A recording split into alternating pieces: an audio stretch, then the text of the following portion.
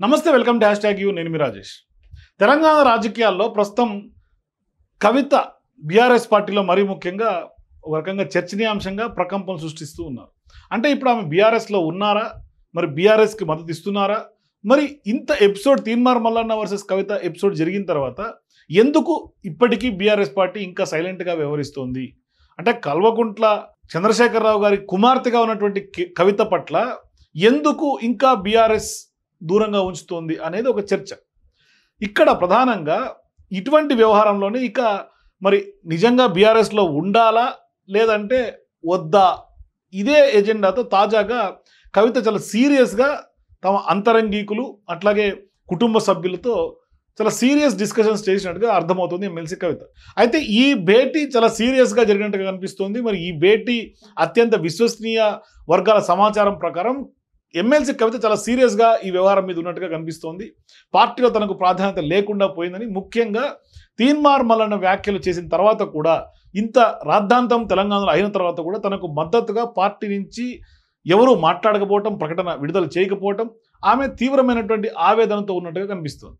ఈ క్రమంలోనే ఇప్పుడు తెలంగాణ జాగృతికి చెందినటువంటి కొంతమందితోటి, కేసీఆర్కు మద్దతుగా ఉంటున్నటువంటి మరికొంతమందితోటి, కొంత ఇరు శిబిరాల్లో కూడా సానుకూలత దక్కించుకున్నటువంటి ఓ నాయకుడితో కూడా ఆమె గత అర్ధరాత్రి చర్చలు జరిపినట్టుగా తెలుస్తోంది. చాలా సీరియస్ చర్చలు, సుదీర్ఘమైనటువంటి చర్చలు, 3 గంటల పాటు జరిగినటువంటి ఈ చర్చల్లో కవిత భర్తగా ఉన్నటువంటి అనిల్ కూడా ఉన్నట్టుగా మనకు సమాచారం ఉంది. మరి పార్టీలో ఉండటమా లేదంటే బీఆర్ఎస్ పార్టీ నుంచి బయటకు వచ్చేయటమా, ఇదే అంశం మీద చర్చ సాగినట్లుగా తెలుస్తోంది. మరి ఈ మధ్యకాలంలో 2-3 పరిణామాలను కనుక తీసుకుంటే, ఈ సందర్భంగా అనిల్ ఆ సందర్భాలను, ఆ ఘటనలు ప్రస్తావించి కేసీఆర్ గారి నుంచి, ఆ కుటుంబం నుంచి, అంటే బీఆర్ఎస్ పార్టీ నుంచి మద్దతు కొరవడినా ప్రజల్లో సింపతి పెరుగుతోందని, అయితే ఇక్కడ ప్రధానంగా కవిత కనుక ప్రజల్లోకి వస్తే మంచి స్పందన వస్తోంది అనేది కూడా సమావేశంలో చర్చనీయాంశంగా వస్తోంది.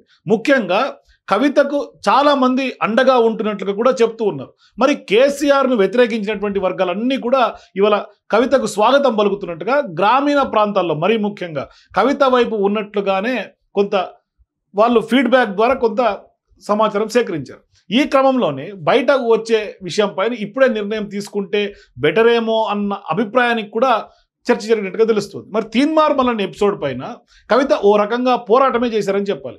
అంటే బయటకు వచ్చారు, మీడియా ముందు కూడా మాట్లాడారు, కంచం మంచం అంటూ చేసినటువంటి వ్యాఖ్యలను ఆమె తీవ్రస్థాయిలో తప్పుపట్టారు. తెలంగాణ ఆడబిడ్డగా తాను క్లెయిమ్ చేసుకున్నారు. పార్టీ నుంచి మాత్రం ఇప్పటిదాకా సంపూర్ణ మద్దతు లభించలేదని ఆమెకు ఒకటి ఆవేదన ఉండిపోయింది. ఒక్కరంటే ఒక్కరు కూడా పూర్తిగా తనకు మద్దతుగా మాట్లాడలేదనేది ఆమె ఆవేదనగా చెప్తూ ఉన్నారు. ఇది కూడా వాస్తవమే ఒక రకంగా చూస్తే. ఎందుకంటే జగదీశ్వర్ రెడ్డి విషయంలో స్పందించినట్టుగా కవిత విషయంలో ఎవరు కూడా స్పందించలేదు అని నిర్మోహమాటంగా చెప్పొచ్చు. మరి తండ్రి పార్టీ అధినేత కేసీఆర్ కూడా మౌనంగా ఉన్నారు. ఈ క్రమంలో బయటికి వచ్చే అంశంపైనే సుదీర్ఘంగా చర్చ జరిగినట్టుగా తెలుస్తోంది. దీనిపైన కొద్ది రోజులు అంటే 1-2 రోజుల్లోనే మరోసారి భేటీ అయి కొంత చర్చలు జరిపి స్థానిక ఎన్నికలకు ముందే నిర్ణయం ప్రకటించే అవకాశం లేకపోలేదనేది మనకు అందుతున్నటువంటి సమాచారం. ఇది కవిత శిబిరంలో జరుగుతున్నటువంటి చర్చ. అయితే ఇటు బీఆర్ఎస్ పార్టీలో కూడా కవిత అంశం సీరియస్గానే చర్చ జరిగినట్టుగా తెలుస్తుంది. బీఆర్ఎస్ పార్టీ అధినేత కేసీఆర్తో తాజాగా సోమవారం నాడు పార్టీ వర్కింగ్ ప్రెసిడెంట్గా ఉన్నటువంటి కేటీఆర్, మాజీ మంత్రి హరీష్ రావులు కూడా భేటీ అయ్యారు. నందినగర్ ఆయన నివాసంలో సమావేశం జరిగింది. రాష్ట్ర జాతీయ నాయకులతో పాటుగా క్షేత్రస్థాయిలో నెలకొన్నటువంటి ప్రజా సమస్యలు, బీఆర్ఎస్ పార్టీ యొక్క పరిస్థితి కేసీఆర్ ఆరా తీసినట్టుగా తెలుస్తుంది. అట్లాగే కాంగ్రెస్ బీజేపీ అనుసరిస్తున్నటువంటి వ్యూహాలు, స్థానిక సంస్థల ఎన్నికలు, ఎత్తుగడలపైన కూడా ఆయన చర్చించినట్టుగా కనిపిస్తోంది. మరి తెలంగాణ ఉద్యమం సమయంలో సాగించినటువంటి తరహాలోనే తెలంగాణ అస్తిత్వాన్ని, తెలంగాణ సెంటిమెంట్ని ప్రజల్లోకి బలంగా తీసుకెళ్లాలని కేసీఆర్ కొంత దిశానిర్దేశం చేసినట్టుగా అభిప్రాయపడినట్టుగా కనిపిస్తోంది. వాస్తవానికి యువత, విద్యార్థులకు కొంత వాళ్ళ లక్ష్యంగానే తక్షణమే కార్యాచరణ ఒకటి ప్రిపేర్ చేసి వాళ్ళకి చేరువు కావాలని కూడా ఆదేశాలు ఇచ్చినట్టుగా కూడా మనకు సమాచారం.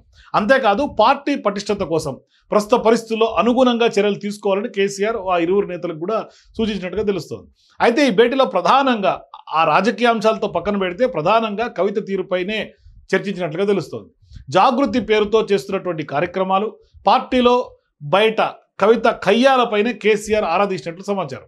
ఎమ్మెల్సీ కార్యాలయంపై జాగృతి నేతల దాడి, ఆ తర్వాత పరిణామాలపై బీఆర్ఎస్ పెద్దగా స్పందించడం లేదు.